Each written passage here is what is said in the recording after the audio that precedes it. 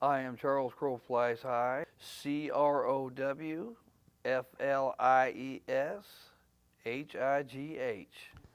Crow flies high.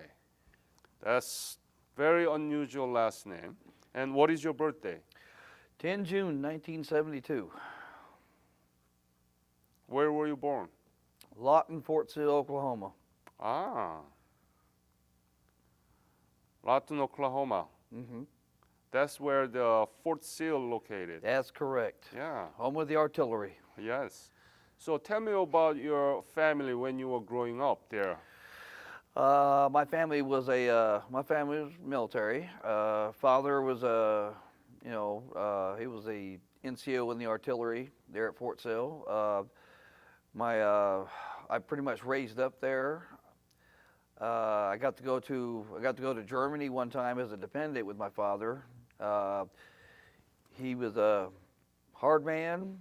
He was drill sergeant at Fort Sill. He was fair though. I mean, hard but fair.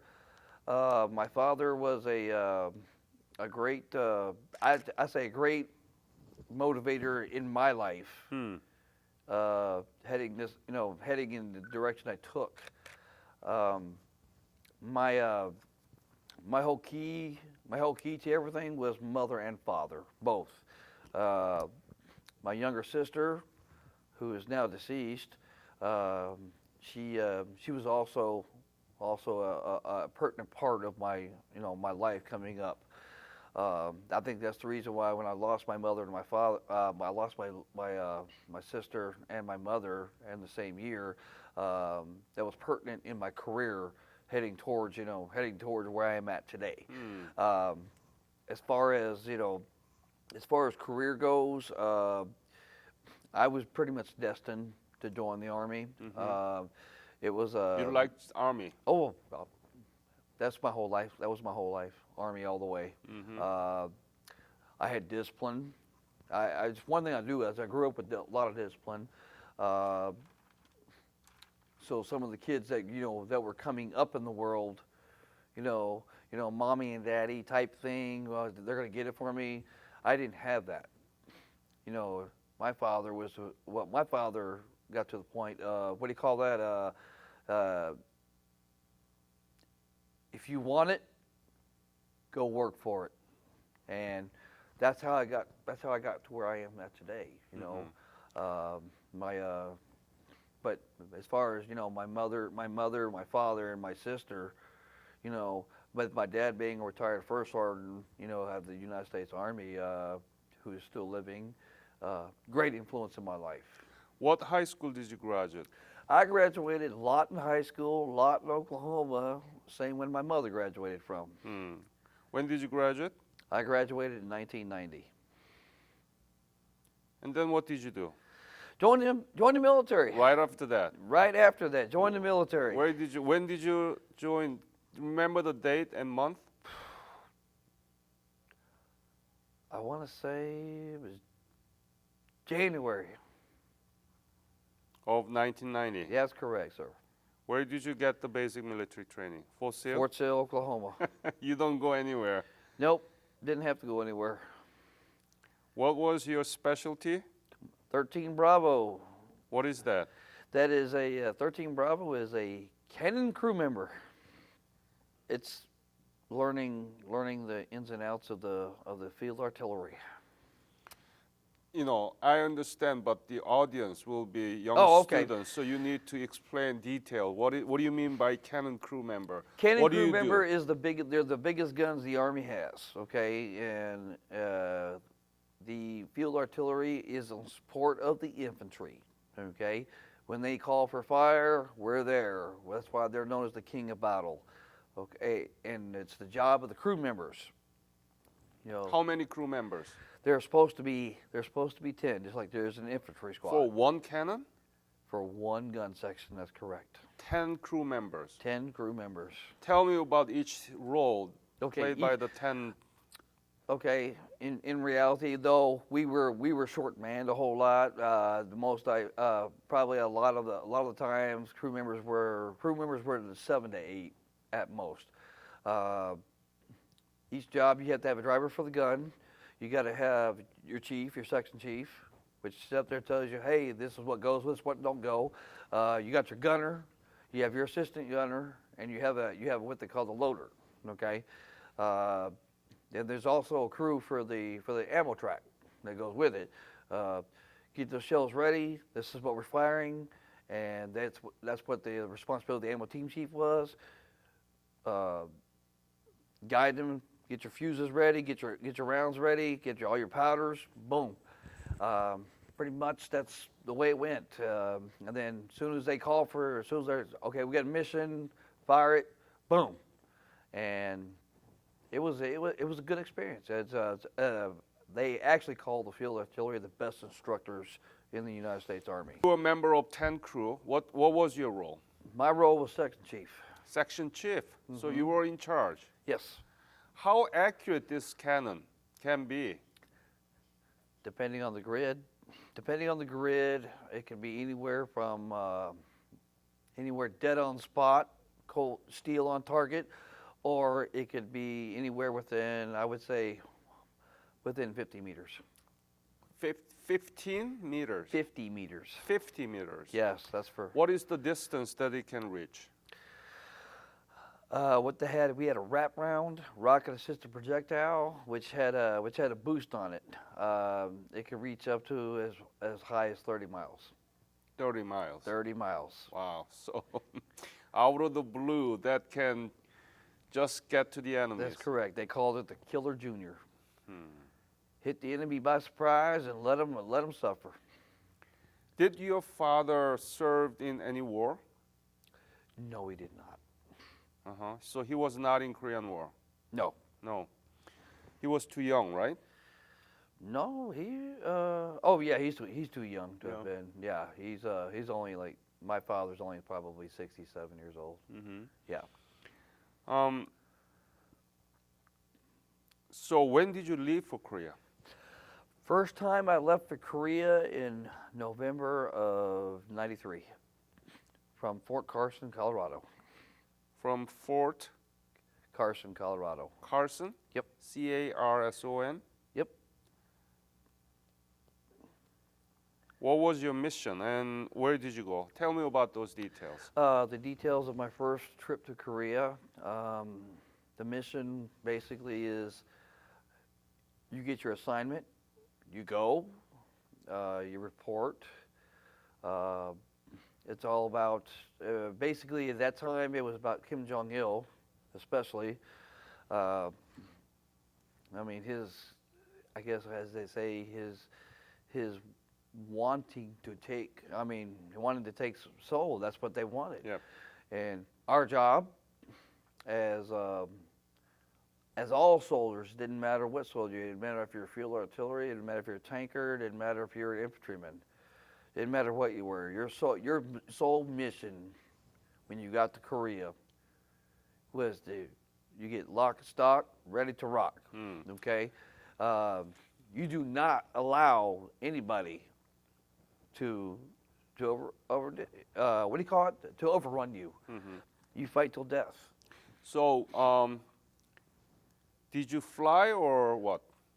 Did I fly? Did you fly from Fort Carson to Korea? Yeah. Uh-huh. I had to go to what do you call that? First time I went, I had to go to Fort Leonard Wood. And that was what they call Little Korea. And that gets you kind of adapted to what's going on. And then we all got booked and we flew to they flew us into a Gimpo. Gimpo? In Seoul. Yep. Yeah. Upon arrival, we got we hit the turtle farm, as we called it, because it takes you 365 days to get from one building to the other one. They're sit right next to each other. Got there and they get you adapted, acclimated, whatever the case may be, because it's cold. You're over freezing, and guess what? That's what it was all about. So, Acclimation. did you know anything about Korea before you left for Korea? Actually, no, sir, I did not. Did you know anything about Korean War? I knew the Korean War was fought. My grandfather, on my mom's side, fought the Korean War. Oh, really? Yep, he sure did. He fought. I was the second generation in my in my family, I'll say on my mom's side of the family, to have served on the Korean Peninsula. So your mom's father served during That's the correct. Korean War. Korean Do War. you know what's his name? Yep, sure do. What is it? My grandfather's name was William Alfred Barrio, B. Aryo. Burial. Yep, And that's your mother's side grandfather. yep. That's my mother's side dad. Yep, And he served in the war, right? yep. He served the Korean War. He did World War II, Korea, and Vietnam. So you really not know anything about Korea, but you knew about the Korean War. Oh yeah, I knew about the Yeah. Korean War. Yeah, I knew I had family members that had served in the Korean War. My grandfather made me proud, to be able to follow a legacy like that. All the division alerts that we had, the cold, it gives you an insight on what was really going on, back in the 50s, back when that all took place. I did get to go to Seoul the first time when we went down there and we saw the museum, and the kings and queens of Korea at the time. I thought it was majestic. I enjoyed it. I liked the history, and that's how I really got more into the Korean environment. My second time over there was even better than the first. When did you go back? I went back in. So how long did you stay in Korea when you went to 1993? I was there 15 months. Normally, how long can you stay there as a soldier? Well, if what you- was your rank and where did you? I was a PFC and made it to E4 at the time. What was your unit? My unit at the time was Bravo Battery, 8th to the 8th Field Artillery. How many? I'm sorry. What artillery? Bravo Battery, Uh-huh. 8th of the 8th Field Artillery. 8th of 8th. Yep. 8th of Field Artillery. 8th of the 8th. Yep. Does that belong to any division? It belonged to 2ID, 2nd Infantry Division. 2nd Infantry. Yep. Where did you station? First time I got stationed at Camp Stanley, Uijeongbu, Mm-hmm. and then we moved up to Hovey, which is Tokuri or Dongdaesan, as they say in Korea, is Dongdaesan. Mm-hmm. I got put on JSA duty, Joint Security Area Panmunjom. I got stuck on that. 45 cold days. It was crazy. We had to wear the NATO armbands and all that good stuff. And they would look at you and say, it was like, you think you're cold? Look at these North Koreans. I'm like, I don't care what they feel. I don't care what they feel. You know what? My job as an American soldier is I will support and defend the Constitution of the United States of America against all enemies, foreign and domestic. And right now, that's the enemy. Okay? I will stand out here for as long as I possibly can, and it's time to go warm up. I've also we did a lot of work around the Moonsun area, Mm-hmm. especially, which is where 4-7 Cav was at. It was second time I got stationed, which was at that time the 8th of the 8th Field Artillery got reflagged to the 2nd Battalion, 17th Field Artillery, Mm-hmm. stationed in the same place, Camp Hovey, where it was always at.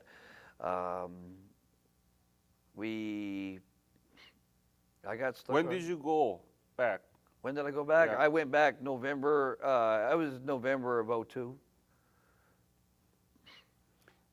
So, what is the regulation? How long are you supposed to be able to serve in the USFK? What is the regulation? If Are you not- supposed to serve for a year? To my knowledge, that's what it was. Okay. And you extended it? No, I was involuntarily extended. Voluntarily extended it, right? Well, I was involuntarily extended because we had paperwork issues. So I got stuck. I got stuck there for the second time. I got stuck there for 3 extra months, which was no big deal to me. So you are supposed to be there for a year, and then you can voluntarily extend it. Right. But you need to be rotationed, right? Right. Yeah. How about the officers?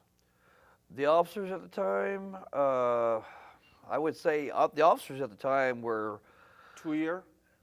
no. Most of them were now if they were if they were taking command spots, I would say at least 2 years. But see, nowadays it's not it ain't like that anymore. It's Okay. okay. You do 1 year with a unit, and then you go take another command spot, and you do your year. At least that's what I've been told anymore. Officers were they were pretty reluctant. I mean, they were pretty good. How much were you paid in 1993 as a PFC? Oh Lord, I can't. Maybe I would say it's hard to remember that one. I would say I was making close to. I would say about 1,500 a month. I'm sorry? About 1,500 a month. A month? Yeah. Do you know how much were the Korean War veterans paid? Probably way less than that. I would say a PFC on the average back then in the Korean War was probably making anywhere in the vicinity of about, I would say maybe, if you're lucky, 50. 70, 80. With the combat pay, you go up to around 100. Okay, yeah, less than that 100. sounds about right. Okay. Yeah. Yeah. So, but you stayed in the barrack, right? Yep, I stayed in the barracks. That's And correct. they give you the uniform, or do you have to buy the uniform? Oh, did I have to buy a uniform? No, we were supposed to. If we had anything that was old, everything, you could DX. But then again, most of the time that would take so much time for that to happen. So you had to go buy it. Yeah. You were in Korea 1993, and then you went back 2002. That's correct. What is the difference that you saw when you were in 2002? Were there much difference? Within It's about the 10 year. Yeah, that's what I was saying. Within a decade, I saw a big change in the motivation. I saw a big change in how the Army of Transformation was taking its toll. And personally, I think that the Korean environment, I personally think all soldiers, if you come in the Army, I think you should go to Korea. You know why? Because I really think that's where the Army really is at. Because the ROK Army, which we work closely with, was actually they were what we were, let's say, 30 years ago. Like during Vietnam. I really think the ROK Army has come a long way. I enjoyed working with them. The ROK Sergeant Majors and everybody, they were all over. They commended us NCOs for teaching the Katusas, what they need, what they were needing to know. And I'm telling you, some of those guys were rock hard, rock steady, and fit to fight. Motivation level was definitely higher. Esprit de corps, it was definitely up there. We had to suffer the same consequences as everybody else. If there was a curfew, we lived it. And if there wasn't, if the Koreans decided to start rioting for some reason, for whatever reason, we had to go on lockdown just like everybody else. Mm-hmm. But see, my second time going to Korea, I had to deploy from Korea to Iraq. I'm probably one of the very few members of this chapter here that's actually done that. So you participated in the war with Iraq? Yeah. Mm-hmm. Wow. Yeah, I deployed from. I went from Fort Hood here to Korea, and when I got to Korea, and basically I wasn't even there that long, and I got to go to the invasion. The Indian Head, 2nd Infantry Division, 2nd and none. I went over a part of what they call Task Force 3rd Brigade 3ID was already there. Mm-hmm. We went on the invasion, and where were you? Baghdad?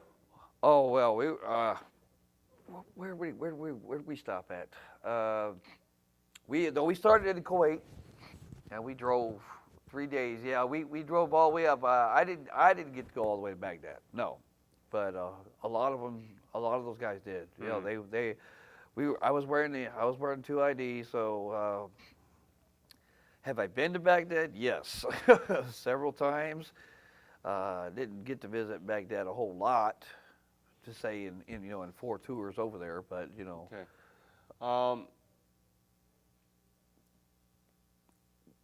What was the most difficult thing for you to serve in Korea? 2 times. What was the most difficult thing? Is it cultural thing? Is it something, or what is it? Weather or?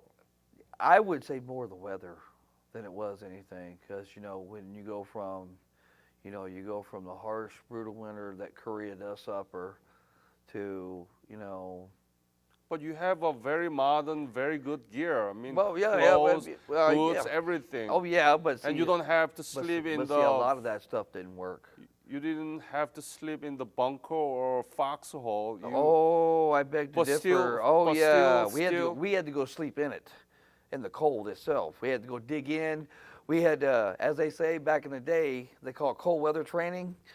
We'd have to ruck up, get our rucks together. We'd have to road march out to this one point, and they call subarctic temperatures. So, it didn't matter if it was 30 degrees below zero. Uh-huh. We went up there, got onto the mountain there, and we dug in. We slept. The only thing the commanders were trying to prove is that, hey, you can survive subarctic temperatures. If these guys decide, if North Korea decides they want to come down and get us, you can survive. You can survive, and that's what our whole mission was. It's about the time of the year that they can possibly attack. But you know what? I wouldn't choose to go back and do it again, but I don't dread what I've already been through.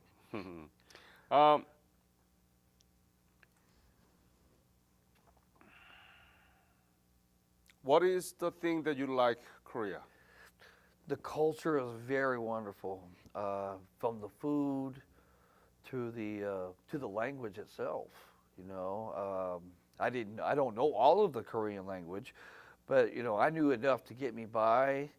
I knew what I needed to do to be able to communicate with Ma, Dad, everybody else, involved in the situation, anywhere around me. I mean, the food is just spectacular. What is your favorite food, Korean food? I ain't gonna lie, cheese ramen. Cheese ramen. Yes. Oh yeah. Especially when we went to the field. We had field Ma out there, and she cooked and cooked. I'm like, some of these guys would run a tab up that was $200. I'm like, I would settle on maybe every other day. When I give me a little. So you like ramen? Oh, I love Yaki Mandu. I love bulgogi. Not too big a fan of kegogi. But you tried. I have a little. Yeah. I did by accident. How about kimchi? I've tried a little bit of it. I can't really say that that was a. I can't really say I'm a big fan of the more spicier kimchi, but I have tried different what do you call that, outlooks of the kimchi, like the kimchi pancakes. I have tried those. They're not bad. They're not really bad. The first time I was over there, I wouldn't touch the stuff. But then again, that's when I could smell. And when I could smell the second time, I'm like, the Katusas down there, they'd have them whole barracks stinking up. Yeah.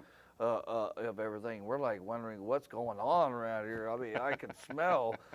If it's one thing, another thing that was good about that environment was the fact that because of the fertilizers being used in Korea, I could tell when something had gone to the restroom. I could tell whether it was human, dog, cow. I was like, wow. But you know what? That was when, that's when it kind of helps your senses out. Makes you understand, what, more of, a lot of Korea is still the old way.